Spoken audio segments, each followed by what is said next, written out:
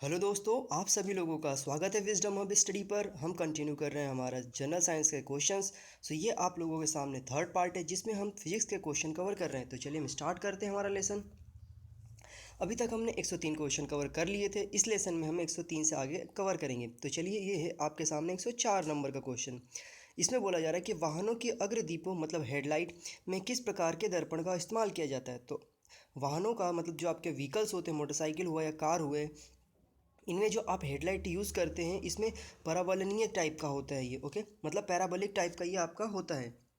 फिर question number 105 है कि कार चलाते समय अपनी पीछे के यातायात को देखने के लिए किस प्रकार के दर्पण का उपयोग किया जाता है। तो ये यहाँ पर कार बोलें या किसी भी प्रकार का वाहन बोलें या आपके मोटरसाइकिल में जो आप ग्लास यूज़ करते हैं वो होता है उत्तल दर्पण का। ओके, जिसे कॉन्वेक्स मिरर बोला जाता है। फिर क्वेश्चन नंबर 106 है यहाँ पर कि मानव आँख के रेटिना का कैसा प्रतिबिंब बनता है। तो मानव आँख की जो रेटिना है वहाँ पर वास्तविक और रियल और उल्टा इमेज बनता है। फिर क्वेश्चन नंबर 107 है जब कोई वस्तु दो लगातार समांतर समतल दर्पण के बीच रखी जाती है तो बने हुए प्रतिबिंब की संख्या कितनी होती है। यहाँ पर इन्फिनिटी जो है इमेज बनता है। फिर क्वेश्चन नंबर 108 है यदि एक व्यक्ति दो समतल दर्पण को 60 डिग्री के आनत मतलब इंक्लाइंड कोण पर रखता है तो वे रख के बीच में खड़ा हो तो उसे कितने प्रतिबिंब बनेंगे। तो यहाँ पर बनेंगे 5 प्रतिबिंब। ओके, क्योंकि वो 12-12 डिग्री के डिफरेंस पे खड़ा हो जाएगा। फिर इसके बाद क्वेश्चन नंबर 109 यहाँ पर यदि पृथ्वी के पृष्ठ पर सूर्य का प्रकाश प्राप्त करते हैं तो प्रकाश किस प्रकार के किरण पुंज है। तो ये समानांतर टाइप का किरण पुंज होता है। फिर क्वेश्चन नंबर 110 है कि डायोप्टर किसकी इकाई है। तो डायोप्टर लेंस की क्षमता की मापने की इकाई है।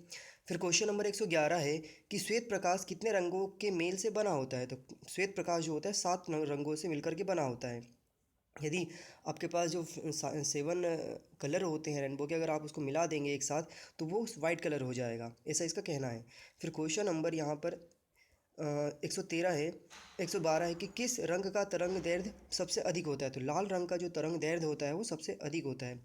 सूर्य की किरणों में कितने रंग होते हैं। तो सूर्य की किरणों में 7 रंग होते हैं। क्वेश्चन नंबर 114 है यदि वायुमंडल ना हो तो पृथ्वी के से आकाश किस रंग का दिखाई देगा। यदि वायुमंडल ना हो तो पृथ्वी के आकाश का जो रंग है वो काला कलर का दिखाई देगा। फोटोग्राफी कैमरे का कौन से भाग आँख के रेटिना की तरह कार्य करता है। तो फिल्म जो होती है उसकी आँख के रेटिना की तरह कार्य करती है। क्वेश्चन नंबर 116 है कि कैमरे में किस प्रकार का लेंस उपयोग में लाया जाता है। तो कैमरे में उत्तल लेंस उपयोग में लाया जाता है। फिर मानव की आँख वस्तु का प्रतिबिंब किस भाग पर बनाती है। तो मानव की आँख वस्तु का प्रतिबिंब रेटिना पर बनाती है। आँख के किस भाग द्वारा आँख में प्रवेश करने वाले प्रकाश की मात्रा नियंत्रित होती है। तो आइरिस के द्वारा जो आँख में आपके आँख में जो प्रकाश प्रवेश करती है वो आइरिस के द्वारा नियंत्रित की जाती है। नेत्रदान में दाता की आँख के किस भाग या किस हिस्से को प्रतिरोपित किया जाता है या दान किया जाता है। तो 119वें क्वेश्चन में का जो आंसर है वो कॉर्निया रहेगा। यदि किसी मनुष्य को आँख अगर डोनेट करना चाहता है तो उसका कॉर्निया जो रहता है वही डोनेट किया जाएगा। ओके, क्वेश्चन नंबर 120 है यहाँ पर यदि स्वस्थ नेत्र के लिए स्पष्ट दृष्टि की न्यूनतम दूरी कितनी होती है। तो स्वस्थ नेत्र के लिए स्पष्टतम दूरी जो होती है वो 25 सेंटीमीटर की होती है। यदि कोई व्यक्ति दूर की वस्तुओं को स्पष्ट नहीं देख पाता है तो उसे किस प्रकार की दृष्टि दोष है। तो यदि कोई व्यक्ति दूर की वस्तुओं को नहीं देख पाता है तो उसे निकट दृष्टि दोष है। ओके, निकट दृष्टि दोष से उसे। फिर क्वेश्चन नंबर 122 है यहाँ पर यदि दूरदृष्टि से पीड़ित व्यक्ति को के चश्मे में कौन सा लेंस प्रयोग किया जाता है। तो दूरदृष्टि के जो व्यक्ति पीड़ित होते हैं उनके आँखों के लिए जो चश्मा उपयोग किया जाता है उसमें उत्तल लेंस कॉन्वेक्स लेंस का उपयोग किया जाता है। फिर क्वेश्चन नंबर 123 है 1 2 3 कि चश्मा प्रयुक्त करने वाले व्यक्तियों को दूरदर्शी का प्रयोग किस प्रकार सूक्ष्मदर्शी का प्रयोग किस प्रकार करना चाहिए। तो उन्हें चश्मा पहने रख कर कहना चाहिए। यदि उन्हें कोई प्रॉब्लम है आँखों में तो अगर कोई व्यक्ति अगर सूक्ष्मदर्शी का उपयोग करना चाहता है तो उसे चश्मा पहनने के साथ ही उसका उपयोग करना चाहिए, अदरवाइज़ उसकी जो मेज़रमेंट रहेगा वो गलत अंकन करेगा। क्वेश्चन नंबर 124 है कि एक मनुष्य 1 मीटर में कम दूरी की वस्तु को स्पष्ट नहीं देख सकता, वह व्यक्ति किस दोष से पीड़ित है। यदि वस्तु 1 मीटर की कम दूरी को वो स्पष्ट रूप से नहीं देख पाता है तो वो दूरदृष्टि के रोग से पीड़ित है। घड़ी साज घड़ी के बारीक पुर्जों को देखने के लिए किसका उपयोग करते हैं? तो घड़ी साज जो घड़ी के बारीक पुर्जों को देखने के लिए आवर्धक लेंस का उपयोग करते हैं। दूर की वस्तुओं के निरीक्षण के लिए किस प्रकाशिक यंत्र का उपयोग किया जाता है? तो दूरदर्शी का यहाँ पर उपयोग किया जाता है। तंतु प्रकाशिक संचार में संकेत किस रूप से प्रकाशित होते हैं? तो ये होते हैं प्रकाश तरंग के रूप में। कांच में से कौन सा एक पराबैंगनी किरणों का विच्छेदन कर सकता है? तो कांच में जो पराबैंगनी का विच्छेदन कर सकता है वो क्रूक्स कांच होता है।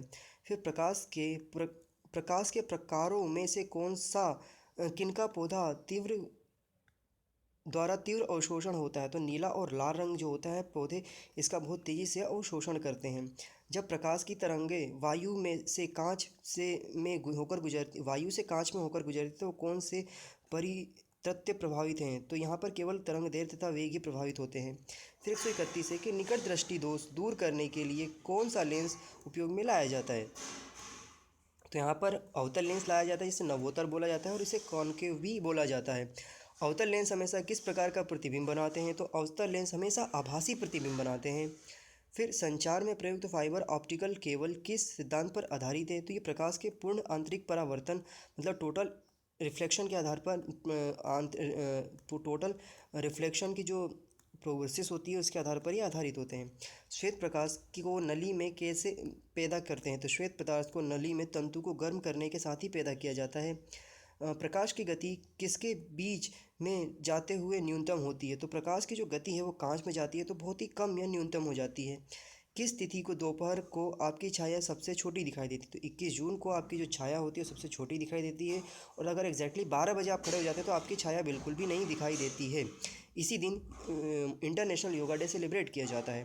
फोटोन किसकी मूलभूत यूनिट या इकाई है? तो ये प्रकाश की है। विकिरण के कण प्रकृति की पुष्टि किससे की जाती है? तो विकिरण की कण प्रकृति की पुष्टि प्रकाश विद्युत प्रभाव से की जाती है। Okay, so thank you so much for watching this video. आप लोगों से एक मैसेज है कि प्लीज़ अपने आसपास साफ सफाई रखिए और वोटिंग देने जरूर जाइए, लोगों को मोटिवेट करिए।